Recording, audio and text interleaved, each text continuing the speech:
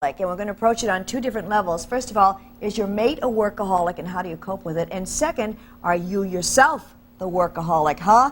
And in that case, how do you change it if it's destructive to yourself and your family? Good morning. I'm Kelly. And I'm Gail, and I was married to a workaholic. Wouldn't it be funny if every subject you brought up, I said, and I was married to one of those? You know, well, so far it's been working out that way. It could be. Anyway, the problem is that they take their work home with them, and they take it into the bedroom, and there was nothing that turned him on more when we were making love than if I said, the yen futures are up. Oh, dear. However, when I was making love, I was thinking about sales at Saks, but that's not sick, is it? No, because he was thinking about making money, you were thinking about spending money. So he's the workaholic, you're perfectly okay. And to help us distinguish between a workaholic and somebody who just works hard, you know, is a work enthusiast, we have a psychologist who has written about and studied workaholism, so he will help us out. Also, we have brilliant impressionist Fred Travelena, an admitted workaholic, and his wife of 20 years is going to tell us how she puts up with him, okay? Married to a workaholic. Next.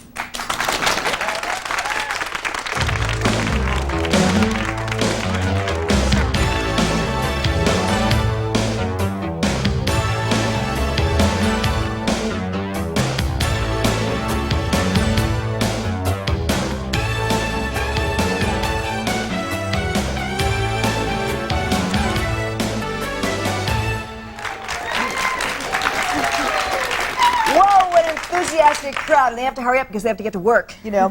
Workaholism is what we're talking about, and joining us now is world-famous impressionist Fred Travelena, who pleads guilty to being a workaholic, yes, and Lois, his wife of 20 years, the mother of his two sons. You've seen Fred on The Tonight Show, Arsenio Hall, Entertainment Tonight, and 1,000 other shows. He's working all the time. He is a workaholic. His wife, of course, is a candidate for sainthood. Please welcome Lois and Fred Travelena. St. Lois. St. Lois and Fred Travelena. You are, sir, an admitted workaholic. Yes, I am. Talk about that. Well, I can't stop working. I can't. That's how we got you, isn't it? That's right. You know, I mean, I just start going, and all of a sudden, I do 800 things a day. My mind never stops, and I'm always thinking about 12 things at once, which I think is characteristic of people who are alcoholics. I'll be doing 3 or 4 things at one time. And I admit it causes stress. It causes stress to me, but I have no real way to change it. My dad was a man who held 3 jobs at one time. So it's an inherited characteristic. How many phone lines do you have? 5. Was it 5? Of course. We have 5? In your 5. In your house. And In how my many house. answering machines? And, and 1 answering machine. How many VCRs that don't work? We have 5 VCRs, and we got them all fixed last week. No. Oh, see, that's a sign of a workaholic. St. Lois, how crazy does he make you? Very. Very. Never stops. But I have to say he's a genius because of the things that he does get involved in.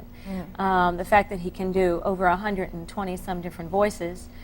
He's involved in politics, in religion, in the everyday what's going on in the world, and keeps topical when he does his act. He also plans the meals. From time to time. Of course, he likes eating out a lot, too, so that's how he plans it. But he can't stand not doing everything. Yes, you're a control freak? Well, I'm not a control freak. I just have to have things My way. moving all the time. I did it my way. Perfect lead-in, Gail. But, you know, Lois is also a workaholic. So it's a very interesting relationship because she really has it together. I mean, this woman will work till 2 or 3 in the morning without batting an eyelash. Well, now you've got 2 kids, Corey and Freddie. So it's constant. But you know, it's not so bad because you have all those different voices. So each one of them just works a little. That's right. See, when I Right, it's like- most women, you know, they go to bed and they say their husband's name, whatever it is, Joe, and that's it. They go to bed with Joe. But my wife has a board, and she says, tonight, Eastwood. You know. Oh, Yeah. Tomorrow night, Schwarzenegger. Yeah, That's she great. has to go to bed with George Bush, too, and Dan Quayle and all those people. Oh, It's great. dear. I'm going to say, hello, darling, are you in the mood for a little romance tonight? And I lift the bed off the floor. It's just great. It's Tom Selleck that I really like. Now, how do the kids react to this workaholism? Do you give the kids enough time? What do you think, Lois? No, the poor No. children have a lot of involvement themselves. Yeah. With karate in school and church activities, and then of course we try to make things a family unit. We went to buy a Christmas tree on Sunday. We always do that together. Decorating the house together. So we try and keep the family unit going. Always try and make dinner time the time when we can sit and talk together. See, that karate thing worries me. Is it safe to give your kids karate lessons? You'll never know how what they're gonna do to you. I think is the basic problem there. So your kids are busy, you're busy. Yeah. You're busy all the time, and you wouldn't admit to being a control freak, but you are your own manager and agent. Yeah, that's true. See, everybody else in the world has a manager, has an agent, has lawyers, you know, has business managers. You have nothing. You do it all. I do it all. I had them in the beginning, and they drove me crazy, and I drove them crazy, because I'm a 3-call person, I used to say. I would call them up and I'd say, I want to get an answer on this, and I'm going to call you back in 3 days. The 3 days, that's the second call. If you don't have an answer for me, the third call, I do it myself. And so that created an awful lot of stress in those relationships. I'm a salesman. I was trained as a salesman.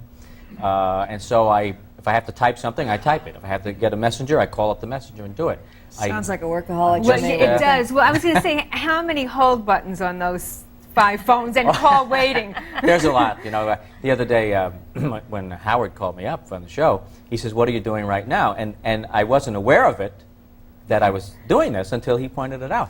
I was typing a letter to my lawyer.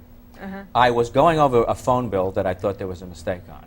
I was planning to go out, trying to figure out how to pull out of an engagement I had just gotten in so I could do a job that, you know, another job. And all of this was going on, and he was asking me questions about the show, and I was doing it all at once, and my dog was kind of sitting there going, What messages on your answering machine? What voice do you use? I use many different. I'll use George Bush. You know, hi, George Bush here. I'm not in today, but I support it strongly. And you know, so the bottom line is, you know, the worst one to use is Ronald Reagan, because you say, "Hello, Fred's not in," and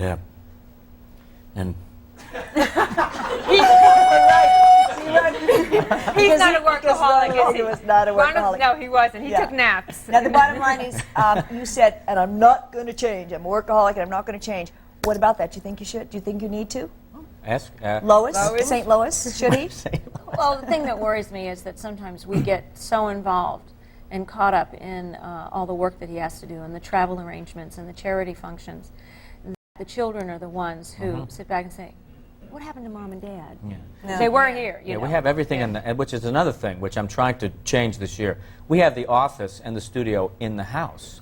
So where the classic thing of the father goes to work and comes home, it doesn't work that way. We get up with, I mean, sometimes someone will call me at 6 o'clock in the morning, and they'll go, "Oh, what time is it out there?" You know. Really? Yeah. Really? You know, they're in New York. Do you ever wake the kids in different voices? Oh, sure. I'll wake them up as Clint Eastwood, you know, like, "Time to get up, punks." Okay. Coming up, we will have a psychologist who will explain the difference between a workaholic and a person who just works hard. You might be a person who just works hard. We'll find out next. You know, because I